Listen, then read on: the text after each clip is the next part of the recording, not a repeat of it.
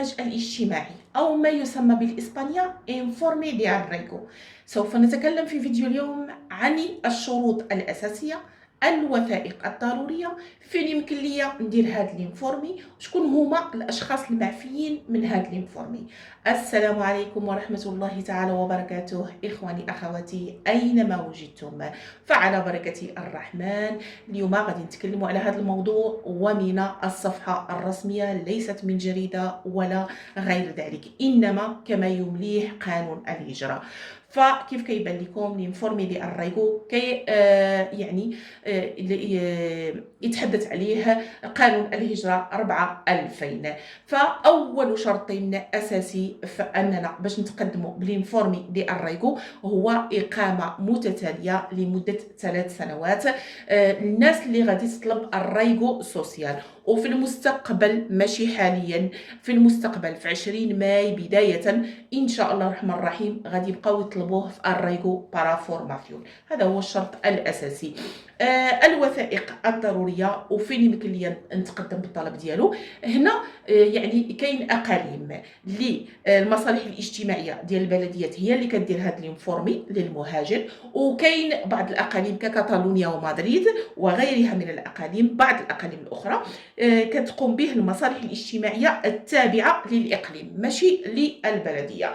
لكن هناك قانون عام كيحكم الانفورمي ديال الريغو، وكاين واحد الزيادات، ما نقولوش قوانين وانما زيادات اضافيه اللي كتكون تختلف من جهه الى اخرى. القانون العام انهم كل شيء كيشترطوا واحد الاقامه متتاليه لمده 3 سنوات بالنسبه للريغو سوسيال. اذا الوثائق الضروريه لطلب الانفورمي، اولا خص تكون وثائق رسميه اداريه صادره عن اداره عموميه كتثبت الإقامة المتتالية لمدة لا تقل عن 3 سنوات. هنا كيبقى التساؤل، واش ضروري خصني شهاده السكنه تكون فيها 3 سنوات؟ فالجواب لا، ما كاينش شي جهه كتطلب لك تقول لك شهاده السكنه فيها تكون 3 سنوات، وانما فعلا تكون عندك شهاده السكنه وحتى الا ما كانتش فيها 3 سنوات، انما كاين هناك وثائق اداريه صادره عن اداره عموميه تثبت هذه الاقامه المتتاليه لمده 3 سنوات، فانها يعني مقبوله. كاين هاد الوثائق غادي نتكلموا يعني شويه بشويه كيف كيبان. يعني هنايا غادي نشوفوا الداتوس او المعلومات المتعلقه بهذاك لا بيرسونال اللي غادي يتقدم بهذا الانفورمي. ها هي قدامكم. ثاني حاجه العنوان. من بعد غادي نمشيو للريكيسيتوس او لا الشروط. ها هي الشروط: بيرمانينسيا ان اسبانيا، يعني واحد الاقامه متتاليه في اسبانيا. هنا غادي يكتب لكم هذا التراباخادور ولا التراباخادورا سوسيال، يعني السنه ولا الشهور اللي عشتوها هنا في اسبانيا. ومن بعد غادي يقول لك ابورتا دوكومونطاسيون، واش كاينه واحد الادله وثائق تثبت هذه الاقامه. نعم، وهنا كيقول لك ها هي في الرعاه باش ما ناكدوا بطريقه قانونيه ونصحوا الخطا اللي كيمشيو فيه العديد من الاخوان والاخوات بخصوص شهاده السكنه. هنايا اما البادرونال او لا او دوكومينتوس بوبليكوس، ولا واحد الوثائق عموميه اللي صادره عن مصالح عموميه. على سبيل المثال الورقه ديال الطبيب، او لا شي نهار مثلا مشيت لاورخيدسياس درت يعني بلا هذيك الترخيصه اللي كطلبها، او لا شي مره الى قدر الرحمن قبضوك البوليس وعطاوك شي حاجه هي كذلك وثيقه صادره عن اداره عموميه، او انك مثلا كنت شي مره يعني ساعدوك شي جهه من الجهات العموميه استفدت بشي مساعده، كذلك عندك الى غير ذلك من الوثائق. غادي نمشيو في الحاله الا كنت يعني سكنت في عديد من الجهات او لا الاماكن، فهنا كذلك هذيك غادي اللي كيطلبوها لينا كيقولوا لنا امبادرونامينتو هيستوريكو، يعني تاريخيه. مثلا مشيت تقدمت باش تقدمت بطلب، كنت مقيم بمولينا مثلا، ولكن انت عندك شواهد سكنه، مثلا كنت في اليكونت، ولا كنت في مورسيا، في جهات اخرى. فهنا هذيك الهيستوريكو كتحدد هذيك الاماكن ولا المونيسيبيوس اللي كنت فيها. بالي يعني دائما واش ابورتا دوكومينتاسيون، يعني نوجدوا رسالة خوتي، ماشي غير الهضره، وانما بادله وبوثائق.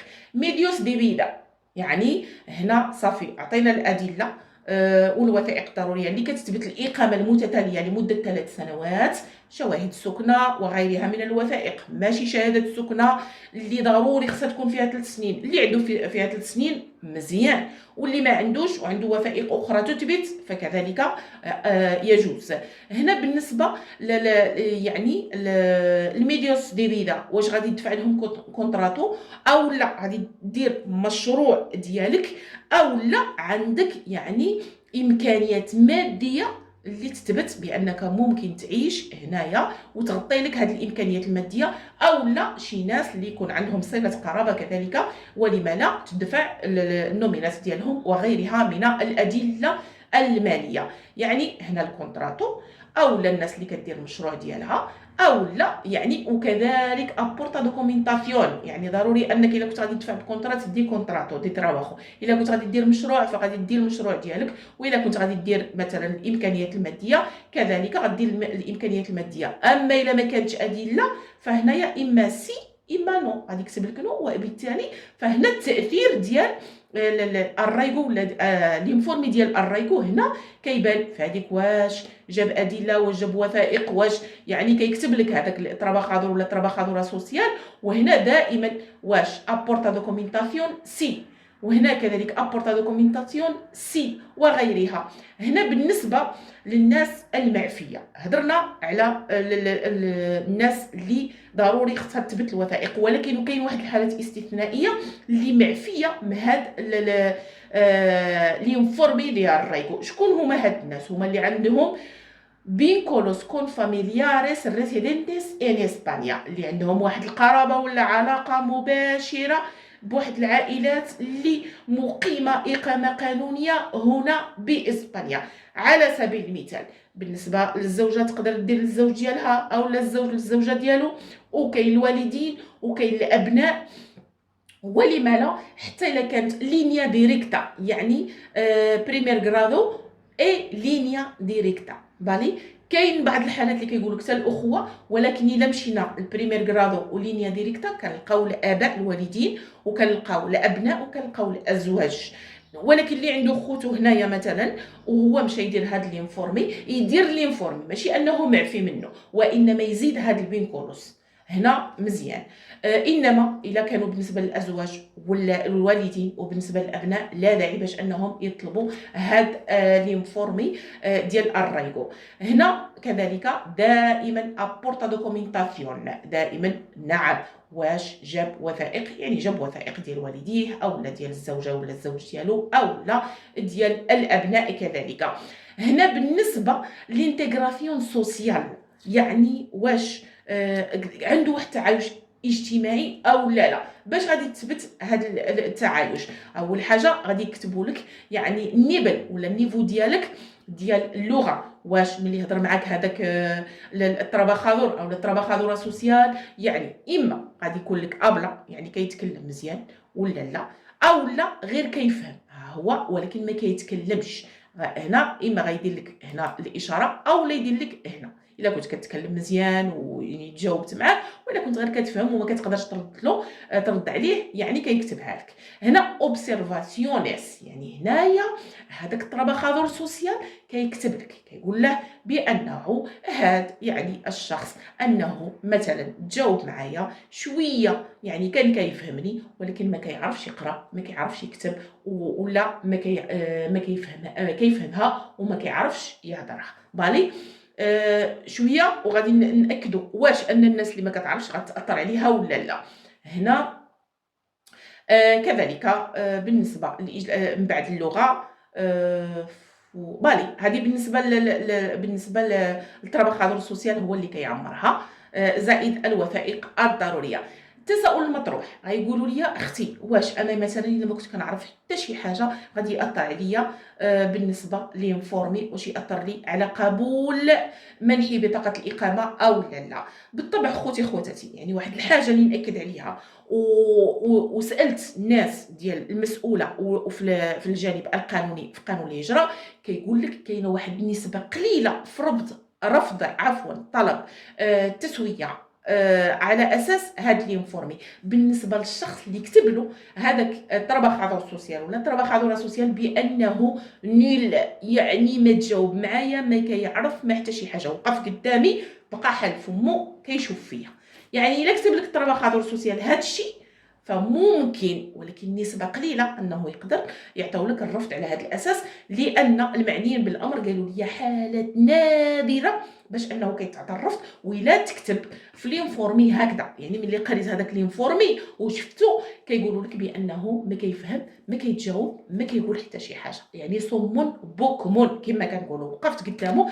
ولذلك ما فيها باس تعلموا شي حاجه بسيطه.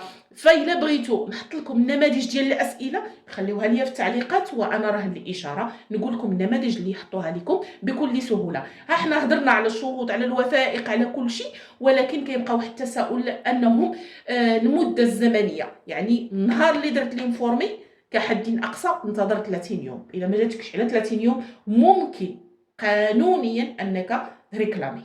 قول لهم علاش ما وصلنيش لينفورمي، ويمكن لك تبريسينتي الوريقات ديالك والطلب ديالك امام الاكسترا خيريه. ففيديو اليوم قد انتهى. دمتم في رعايه الله وحفظه، احبكم جميعا في الله.